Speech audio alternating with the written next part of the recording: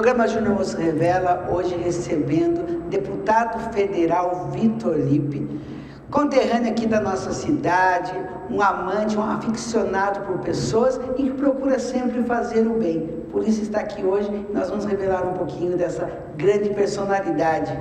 Seja bem-vindo, Vitor Lippe. Obrigado, Júnior. Parabéns pelo seu trabalho. Eu soube que muita gente está acompanhando você, mas é porque você trabalha sempre com carinho, com alegria, né? Enfim, você traz coisas boas. Parabéns. E que bom que eu estou aqui para poder responder as suas perguntas, né? E responder que às vezes é muito interessante, que as pessoas conhecem, né? Mas às vezes não conhecem algumas intimidades das pessoas, né? Não é que aqui a gente vai desvendar tudo, mas a gente procura. O que for possível. O que for possível, né? Deputado, hoje nós vivemos uma questão assim, pós-pandemia, né? E como que você vê essa reconstrução, não só da questão humanitária, mas da reconstrução política, reconstrução econômica do nosso país e principalmente da nossa região metropolitana de Sorocaba?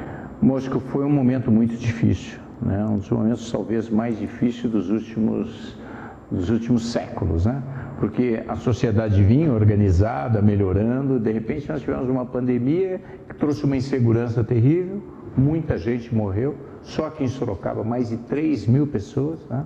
No Brasil mais de 600 mil pessoas, mais de 500 mil de pessoas morreram, a gente não tinha vacina, todo mundo inseguro, os profissionais de saúde iam trabalhar, não sabiam se iam continuar na semana que vem trabalhando, porque podiam a qualquer momento se contaminar. Isso me deu um profundo respeito aos profissionais de saúde, foram nossos heróis, porque ninguém tinha mais risco do que eles, ficavam dentro dos hospitais atendendo as pessoas contaminadas.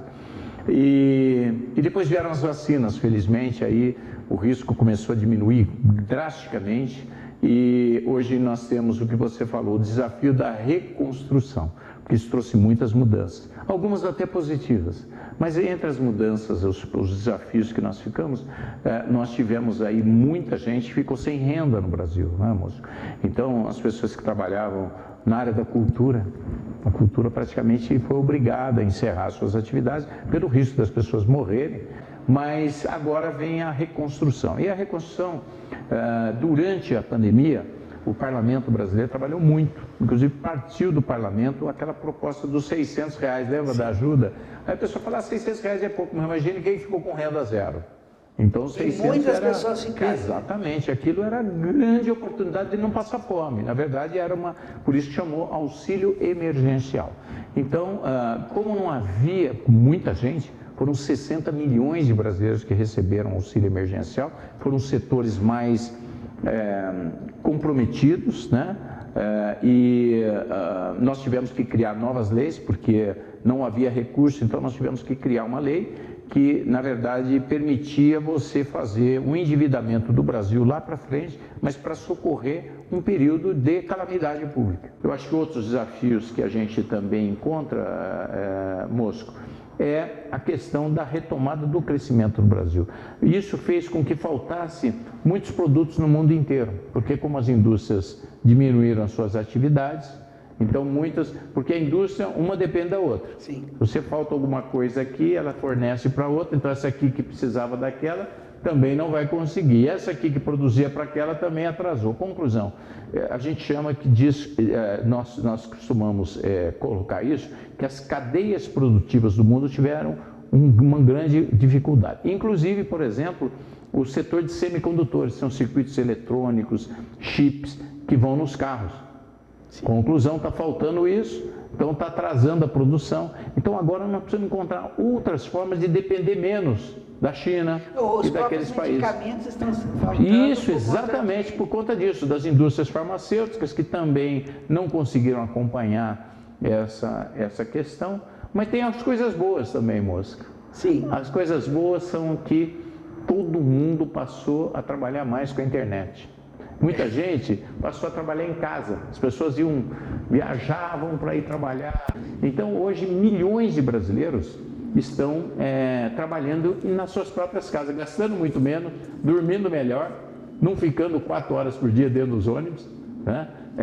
tendo uma vida com muito mais qualidade, com mais tempo para os seus filhos, né? E, enfim, acho que foi um ganho muito legal. Ao mesmo tempo, isso acelerou a tecnologia no mundo. As pessoas passaram a usar muito mais internet, isso acelerou, inclusive, as empresas a utilizarem mais tecnologia. E então isso foi, acho que, o lado bom. Isso foi um desafio que nós tivemos que encontrar para as pessoas estarem em casa trabalhando à distância. E aí a gente, o Brasil é um país muito amplo, né? E ao contrário da Europa, que os países são menores, mesmo assim a gente vê os campos não favorecendo, né? Por conta até do clima, né? Mas toda a região ali da Itália, região da França, você vê que os campos são triste de ver, porque ou você vê as oliveiras ou não tem plantação, né?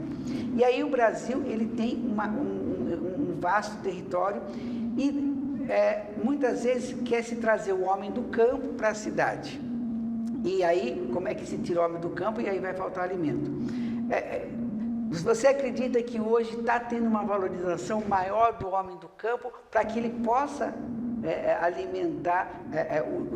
nos alimentar, né? Porque, é claro, para o agronegócio existe sim um fortalecimento, mas a gente só não fala só do agronegócio, a gente fala mesmo do produtor do alface, da cebola, da batata, né? Como que está sendo visto esse setor?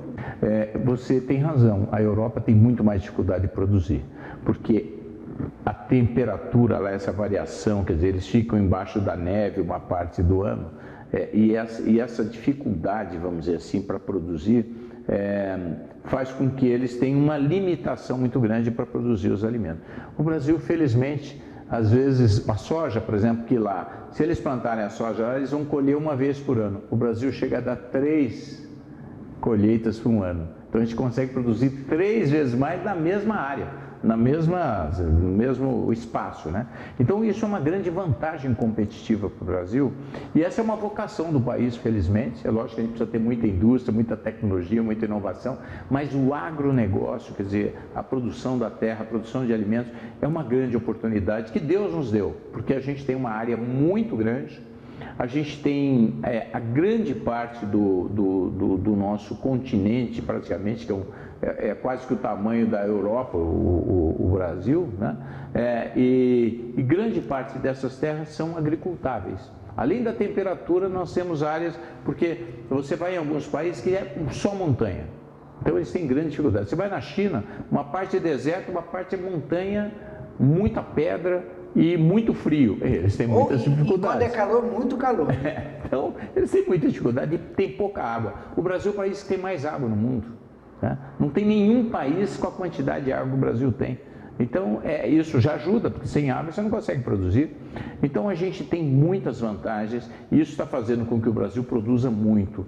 Por sinal, hoje nós estamos produzindo, embora a gente tenha 200 milhões de habitantes, se você considerar a soja que a gente produz, a soja, o milho, nós conseguimos alimentar mais de 1 bilhão de pessoas no mundo, né? Mas vai chegar a 2 bi até 3 bilhões. Você fala, não, mas as pessoas não comem soja. Sim, mas a soja que é o alimento para você fazer a ração do frango, vamos dizer, da vaca leiteira, do suíno, do porco. Então, a soja é a proteína que serve para alimentar os animais. E é um dos grandes tesouros do Brasil hoje, né? Sim, sem dúvida. E as pessoas estão ganhando muito dinheiro hoje com Sim. soja, porque a soja vale muito lá fora, a gente está produzindo muito.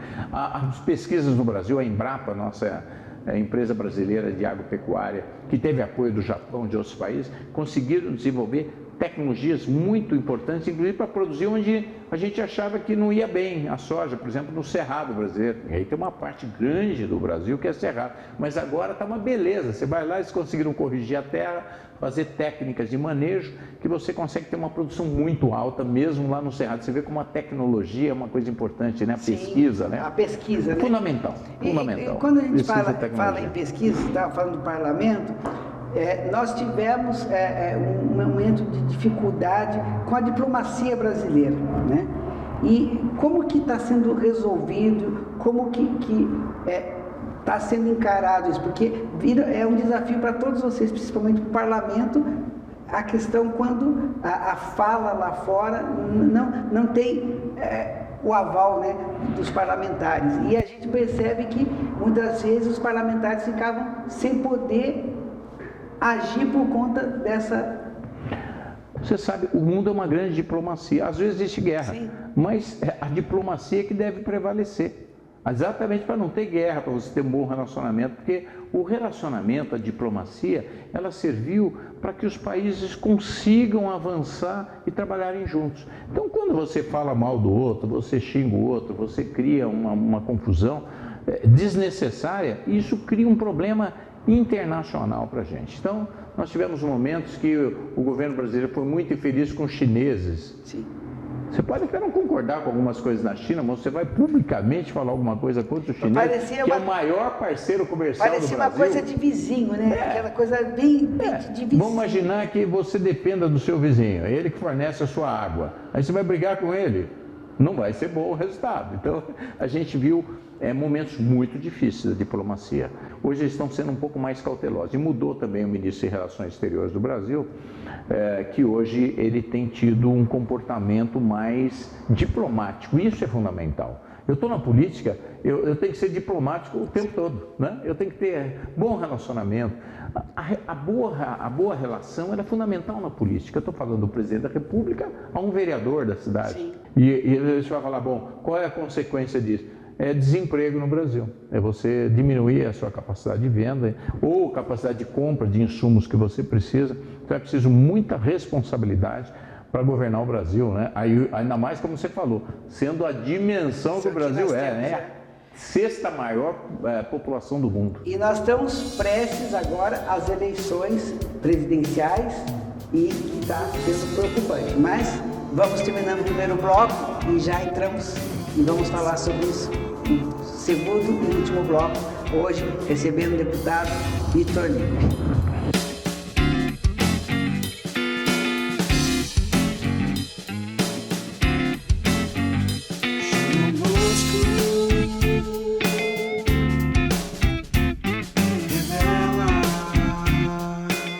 Bom, bonito e barato. Móveis e artigos em MDF cru. Sabe aquela loja que você entra e não quer mais sair? É aqui, na Bom, Bonito e Barato, aonde você vai se deliciar com muitas novidades. Aqui tem de tudo para você se deliciar. Rua Paula Ney, 1060, cidade de Votorantim. Telefone 988052206, 98807-5371. Vem pra Bom, Bonito e Barato. Tá esperando o quê? O ontem já foi. O futuro está chegando. Venha fazer teatro com o Júnior Mosco. Venha ser um grande ator, uma grande atriz. Chegou a sua oportunidade. Vem junto com a gente. Vem fazer teatro. Você aí, vai ficar sem fazer arte? Venha correndo fazer arte com o Júnior Mosco. As vagas do Faça Arte já estão acabando, mas corra que ainda dá tempo. Faça como eu, venha fazer a sua. Venha fazer arte com o Júnior Mosco. Venha que faça arte.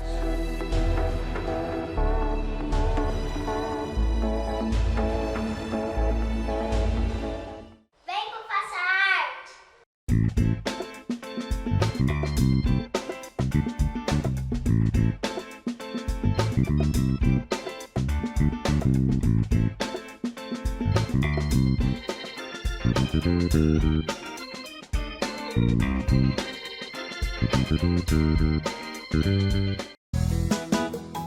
Miau Companhia Veterinária. Tudo do bom e do melhor para o seu pet. Internação e exames laboratoriais 24 horas no local. Traga já o seu bichinho. Rua Antônio Walter 63, Centro, na Rua do PA, Votorantim. Telefone 15 996 47 97 40, 15 30 19 13 33.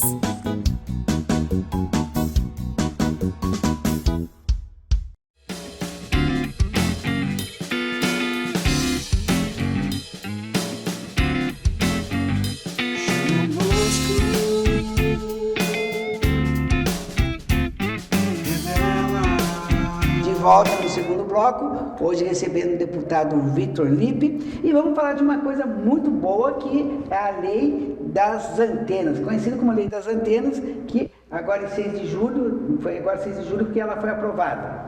Como é que foi isso?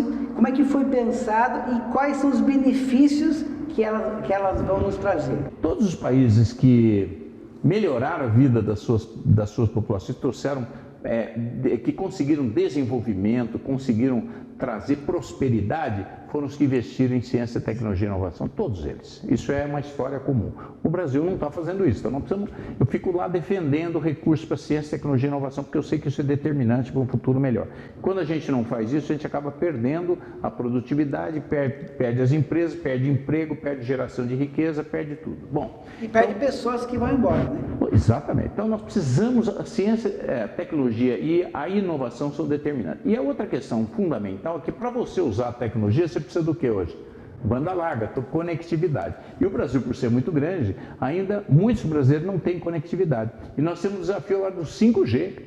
Todo mundo vai, é 5G e tal, bom, mas eu tenho 4G, é bom. Sim, o 4G é bom também, mas e o 5G é 20 a 50 vezes mais rápido que o 4G. É você comparar uma bicicleta, a velocidade de uma bicicleta com um avião a jato. É muita diferença. Então você pode aprender, por exemplo, a trabalhar com uma máquina na Alemanha em tempo real. A máquina está lá, você está aqui, você está aprendendo e você vai colocar um óculos e você vai operar a máquina e vai aprender a máquina em meio digital, interagindo meio digital e mundo real. São coisas que hoje não dá para fazer com 4G. E na medicina também, né? Medicina também, telemedicina, cirurgias à distância, procedimentos, diagnósticos à distância. Então, isso vai...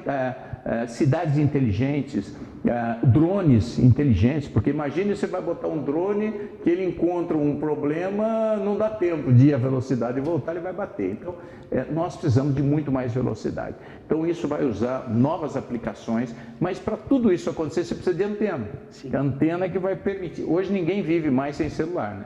E essa antena não chegou para muitos locais do Brasil. Hoje, só 40% dos produtores rurais têm conectividade. Então, nós precisamos ampliar isso. Então, e nós precisamos do 5G, como eu te expliquei, porque isso vai aumentar a produtividade das nossas indústrias em 10, 20%. Isso faz muita diferença. Porque se a China tiver e nós não tivermos, vai chegar um produto lá mais barato que vai fechar a nossa. E assim sucessivamente, ou na Alemanha, ou nos Estados Unidos. Então nós precisamos estar juntos. E muitas pessoas pensam assim, né, mas se eu posso comprar da China é mais barato, eu vou consumir da China. Só que não entende que está tirando a mão de obra. Está tirando o emprego. Do nosso, exatamente, está tirando o emprego do seu filho, da sua família, do outro e assim vai. E do seu país, né? Do seu país. Bom, e nós estamos empobrecendo o país quando a gente faz isso. Então nós precisamos ter uma indústria competitiva. E, bom, mas para você colocar antena tem um problema. Você precisa de uma licença de cada prefeitura do Brasil, porque cabe às prefeituras autorizarem essas antenas. E hoje demora um ano, às vezes um ano e meio, para a licença de uma antena. Imagine o seguinte, a operadora de celular quer botar antena, você precisa da antena desesperadamente e fica um ano e meio na burocracia. Então eu sou autor da nova lei de antenas do Brasil, moço, que reduz para 60 dias o prazo. Então o município não pode, a prefeitura não pode demorar mais do que 60 dias. Se ela não responder nada, a operadora for lá, apresentou toda a documentação para fazer conforme as normas técnicas, normas de segurança brasileiras, etc. O município tem, ou a prefeitura tem 20 dias para responder. Não respondeu, 60 dias para responder. Não respondeu, está autorizado. Aí automaticamente. Automaticamente. Só que é em caráter precário. Então é o seguinte, se a prefeitura depois dizer, eu não tive tempo, mas ele colocou a antena num lugar que atrapalhou, sei lá, a questão paisagística, sei lá, e conforme a nossa lei, aí pode ser retirado. Mas, de qualquer forma, a grande maioria em 60 dias vai ser colocado. E eu fiquei muito feliz, porque não daria para colocar o 5G se não fosse essa lei. Por quê? Porque nós vamos precisar de 10 vezes mais antena agora. O 5G exige muito mais antena. São antenas pequenas, tamanho de uma roda de bicicleta, mas é a mesma burocracia. Então a gente, com isso, sem gastar nada, a gente está desburocratizando o Brasil. Para quê? Para simplificar o trabalho das operadoras, né? Para que chegue mais rápido o benefício para a sociedade brasileira. Então isso foi aprovado, agora vai para a sanção presidencial.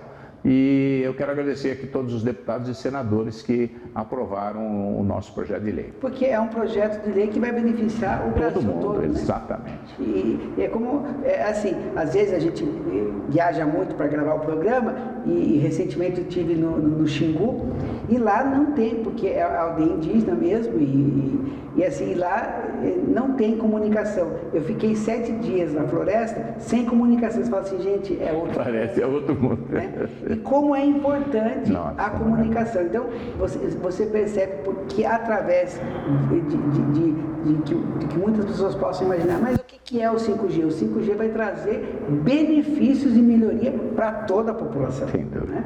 E o 5G vai começar primeiro nas capitais, gradativamente, depois nas cidades com mais de 500 mil de habitantes, como Sorocaba, e depois as cidades com mais de 200 mil habitantes e assim sucessivamente. Então, Sorocaba, nós podemos esperar 5G? Eu acredito que o ano que vem essa tecnologia possa ser iniciada aqui. Como tem que colocar muitas antenas, então você vai ter num quarteirão, você pode ter 2, 3 antenas, às vezes no mesmo bairro, várias antenas, porque ela vai ser muito mais intenso o sinal, mas ela não tem a mesma distância das grandes. Mas são muito mais fácil instalar. Você pode colocar no poste que você tem perto da sua casa, a operadora vai colocar isso. E eu não vejo a hora de acontecer isso, porque vem muita coisa nova por aí. O mundo está passando por uma grande transformação, inclusive de hologramas, viu? De repente você pode fazer um programa, tem o seu virtual lá em outro local fazendo o programa, você está aqui, quer dizer... É uma transformação É uma transformação incrível, é disruptivo que a gente chama, rompe com o passado para a gente ter agora uma sensação e uma utilização de uma internet que, como eu disse, é 50 vezes mais rápida do que o 4G. Nós estamos chegando prestes às eleições presidenciais, de deputados, e aí a gente fica pensando, né, como que vai ser essas eleições? Como o senhor vê esse momento delicado do nosso país? Nesses anos todos, eu nunca me lembro de alguém falar assim, olha, eu perdi a eleição porque houve uma fraude. Não lembro. Eu fiz um cálculo outro dia, isso dá algo em torno de 3 mil deputados federais. Se você for colocar em prefeitos do Brasil, que cada ano tem 5.500 prefeitos, então você multiplica aí pelo número de anos que tem o voto eletrônico no Brasil, dá, sei lá, milhares, 30 mil prefeitos. Eu nunca me lembro, nunca conheci um vereador, um deputado federal, um deputado estadual falar assim, olha, eu perdi a eleição porque houve fraude. Você conhece alguém? Não. Mas agora o presidente da República disse que as eleições não são confiáveis no Brasil. Isso criou uma confusão. Então quer dizer que ele foi eleito ou não foi? Exatamente, ele está sendo eleito aí nas últimas vezes, inclusive para presidente da República, ele foi eleito, os filhos dele sempre foram eleitos, enfim. Mas então não é confiável? Então ele disse que não é. Então isso cria um ambiente difícil, entendeu? Você começa a criar, vamos dizer, um descrédito das instituições brasileiras e do processo eleitoral. E isso é muito preocupante, você concorda? Sim. Porque se ele passa uma informação que é melhor você não confiar nas eleições, qual é a mensagem que ele está passando? E quando ele vai num local, ele fala assim, olha, só Deus me tira daqui. Opa. Nada contra Deus, mas é a eleição que precisa definir a continuidade do mandato, segundo a democracia. Então é isso que eu falei. Aí isso cria um ambiente. Isso é uma ameaça à democracia. Pois é isso. Então isso acho que isso não é bom, não é saudável. Nós confiamos na democracia, sabemos que a democracia é o melhor regime do mundo, né, onde existe a maior chance de você poder ser vigilante com a democracia. Exatamente. Então, e existe hoje uma polarização muito grande entre extrema esquerda e extrema direita. Eu acho que o presidente não ajuda quando ele faz colocações como essa, quando ele fala que ele quer botar fuzil na mão da população. Eu que sou um pacifista, humanista como você, a gente quer as coisas boas, a gente quer a cultura, a arte, a gente quer a convivência, a gente quer a paz, a gente quer coisa boa. Aí você vê alguém que quer que a população tenha arma, tenha fuzil em casa, sabe, a gente fica muito assustado, parece que isso não faz muito sentido para quem quer um país em paz, para quem quer que haja uma harmonia, que haja respeito. A eleição é eleição, mas nós precisamos, não é isso, estar desarmados em todos os sentidos. Exatamente. Certo? Então, eu acho que me preocupa essas eleições, sinceramente, eu como brasileiro, eu não me lembro nessas últimas décadas de sentir essa certa sensação de insegurança, sabe? Eu acho que o presidente tem sido muito infeliz e desrespeitoso com o processo democrático do Brasil. quando ele põe essas questões. E isso, ele tem muitos seguidores, então ele começa a dizer, olha, a eleição, o processo eleitoral não é confiável, tal, isso cria uma confusão, aí o Supremo fica muito irritado e diz que não é nada disso, daí ele briga com o Supremo, quer dizer, nós estamos vivendo num momento meio de instabilidade institucional. Isso é muito ruim, sabe o que acontece quando acontece isso? O dólar vai lá para cima. O dólar nunca foi tão alto, o dólar historicamente, antes do governo atual, o dólar valia 3,20, 3,40. Quando muito, sabe o né? que aconteceu? Quando muito. Agora o que aconteceu? Foi para 5,40. Aumentou 50%. Quando o dólar aumenta 50%, significa que o nosso dinheiro vale 50% menos em relação ao dólar, certo? Não é que o dólar se valorizou, é o nosso dinheiro que se desvalorizou. E por isso que o dólar acaba valendo mais, porque proporcionalmente. E o que é isso? É falta de confiança. Cria uma inflação no Brasil e tudo subiu muito. Então, o que acontece? As pessoas falam, meu Deus do céu, eu estou ganhando a mesma coisa e os produtos estão lá em cima. Sobe o transporte, porque é dólar que vem do petróleo. Então, nós estamos vivendo um empobrecimento do Brasil por conta do dólar alto. Para mim, a responsabilidade do dólar alto é um governo que não passa confiança para o mercado internacional. E tudo isso está sendo visto agora no processo eleitoral, né? Está criando uma por exemplo, situação nós temos difícil. nesse momento, basicamente, 3 candidatos ou 2 candidatos que me parece que estão disputando mais acirradamente a preferência do eleitorado. Né? Será que pode surgir uma varinha de condão aí, surgir algo inesperado para que a gente possa falar assim, ufa, vamos ter um alívio, vai... Eu peço a Deus que sim, viu? Porque eu posso dizer com muita tranquilidade, eu que vivo a política todos os dias e que sou apaixonado por esse país, eu deixei a medicina, que é a minha paixão, né? Mas deixei o meu consultório, a minha atividade como médico, para me dedicar à vida pública, porque entendo que é uma forma de eu retribuir o que eu tenho. Né? Minha esposa fala, mas você não para um minuto, é a forma de eu retribuir, eu tenho que fazer o máximo, porque eu estou na vida pública. As pessoas às vezes você não cansa, é tão bom a gente fazer, não, né? Porque não dá para fazer mais ou menos, você tem que fazer bem feito. Para você fazer bem feito, você tem que fazer o máximo. Sabe qual é o máximo? Cansa, mas é assim mesmo, mas você tem que fazer, você tem que fazer o máximo, você tem que trabalhar de manhã, de tarde, de noite, você tem que trabalhar de madrugada, quando eu ainda viajo, falta tempo, eu fico né? anotando, e sempre tem coisa para fazer, mas com tudo isso, me entristece esse momento, porque eu vejo que, pelo menos a mim, né, muita gente não gostaria que fosse nenhum nem outro, e a gente está sem uma terceira via hoje. Quem sabe surge, né, uma surpresa. Porque muita gente não quer nenhum nem outro. Então, pode ser um momento... eu nunca presenciei nada também dessa maneira. Não. Porque por onde você passa, as pessoas estão perdidas, porque elas falam assim, mas o que fazer? Né? É muito louco, porque o que fazer?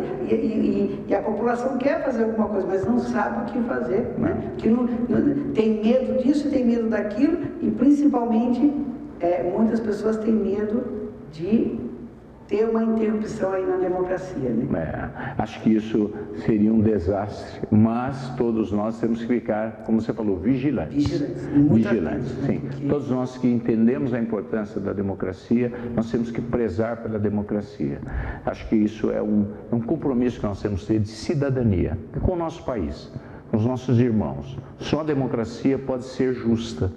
Quando você tem o extremo, é muito mais complicado. Mas eu sei que o Brasil tem saída. E eu estou fazendo a minha parte.